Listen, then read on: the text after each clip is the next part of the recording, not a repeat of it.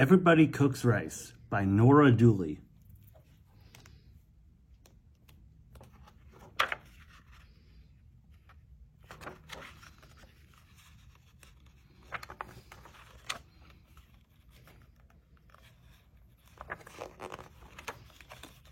My stomach was grumbling. Mom was cooking dinner, and I couldn't wait to sit down and eat. Carrie, will you go out and find Anthony? Dinner is almost ready. Mom is always asking me to look for Anthony. He's my little brother, and he's such a moocher. If he's not playing ball or hopscotch, he's at the neighbor's house tasting their dinner. I walked outside and looked up and down the street. I couldn't see Anthony anywhere, so I went over to Mrs. Darlington's house. Anthony and I call her Mrs. D. She's our next-door neighbor. Mr. and Mrs. D are from Barbados. It was Thursday, so their grandchildren, Sean and Stephanie, were over having their favorite dinner, black-eyed peas and rice. At the front door, I could smell fried onions and bacon. It made my mouth water.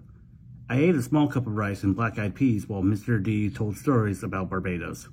People swim there and go fishing, even in December. Suddenly, I remembered I was supposed to be looking for Anthony, so I asked if anyone had seen him. Sean said he'd seen Anthony going into the Diaz's house. I went there next. When I walked into the kitchen, my friend Fendra Diaz and her little brother Tito were cooking dinner because their mom was working late. Tito was telling Frenda that she uses too much spice. Frenda said Tito was checking the pot too often, so the rice and pigeon peas would never cook. Their teenage brother Jose told them to pipe down. He wanted to watch TV. I looked in the pot to see what was cooking. The rice was bright yellow. Frenda told me that her grandmother in Puerto Rico had taught her how to cook with turmeric. Turmeric makes rice yellow. Tito gave me a taste from the cooking spoon. Boy, was it delicious. Then I asked if anyone had seen Anthony. Fendra said Anthony had been there to taste their dinner, but had left to visit Dong. So I went across the street to Dong's house. Dong Tran came from Vietnam 5 years ago with his whole family, aunts, uncles, cousins, and all. Dong's older sister Tam answered the door. Mr. and Mrs. Tran work late every day, so everyone else takes turns making dinner. It was Tam's turn to cook. She was busy making the garlicky fishy sauce called Nok Cham. She let me try it on some rice. It was sweet and salty and sour. It tasted interesting. Later, when Mr. Tran gets home, she'll make fried rice with peas. Then, when Mr. Tran gets home, everyone will sit down and eat together.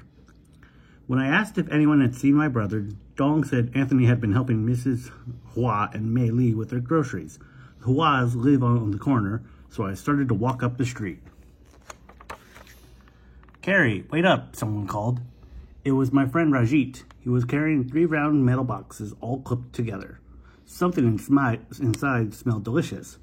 So I asked him what it was. Rajit said his parents were working at their video and gift shop, so he was bringing them leftovers in a tiffin carrier. There was a big party at the Christian Murphy's house last weekend, so Rajit's mother cooked a fancy, colorful Indian dish called biryani. It's made with peas, cashews, raisins, and lots of spices, and a special kind of rice called basmati rice. I had tasted biryani at Rajit's house the last time I went out looking for Anthony. When I told Rajit that I was looking for my brother again, he said Anthony and Mei Li were blowing bubbles out a window of the Hua's house. The Huas came from China a year ago. Miss Hua is just learning how to speak English. We smile at each other a lot. Miss Hua was steaming white rice for her family and the boarder who lives in the back room. She was also making tofu and vegetables in the wok. That's a big pan with a round bottom. Miss Hua always makes me sit down and eat something when I come over. Everyone at the Hua's house uses chopsticks. Mei Li, who's only 3.5 years old, can even pick up a single grain of rice with her chopsticks. Mei Li laughed at me when I tried using chopsticks and dropped some vegetables. She said Anthony was bye-bye, so I decided to try our backyard neighbors, the Blues. The Blues are from Haiti. Their cat just had kittens, so Anthony wanders over there a lot. Miss Blue teaches English at the community center. We get to call her Madame Blue. Madame Blue speaks 3 languages: French, English, and Creole. When I walked in, Madame Blue was having a Creole-style Haitian dinner. It had hot peppers, chives, red beans, and you guessed it, rice. Monsieur Blue works 2 jobs, so he won't get home till late. Madame Blue says the pot will stay on the stove and the rice will get tastier and spicier. Adeline and Jean-Marie Blue came home for dinner on their break from their after-school jobs at the grocery store. They helped themselves to bowls of rice and beans from the pot and gave some to me. I thought my stomach was on fire. Oh. It's okay. I thought my... You can have that, of course. Go ahead, yeah. I thought my mouth was on fire. Jean-Marie teased me when I gulped some water. It was getting late and I still hadn't found Anthony. Adeline said she had seen him with a kitten in his arms climbing the fence to our yard. I said thanks and au revoir. That means goodbye, and hurried home. When I walked into the house, Anthony was showing the kitten to our baby sister, Anna. He was explaining to Mom that he was only borrowing the kitten. Mom was putting dinner on the table. Her grandmother from northern Italy taught our grandmother, who taught Mom how to cook Rizzi Espisi, rice with green peas. Mom puts butter, grated cheese, and some nutmeg on it. It smelled so good, but my stomach wasn't rumbling anymore. I told Mom that I was too full to eat. Anthony said he wanted to eat his dinner even though he was full, because he loves rice, and that afternoon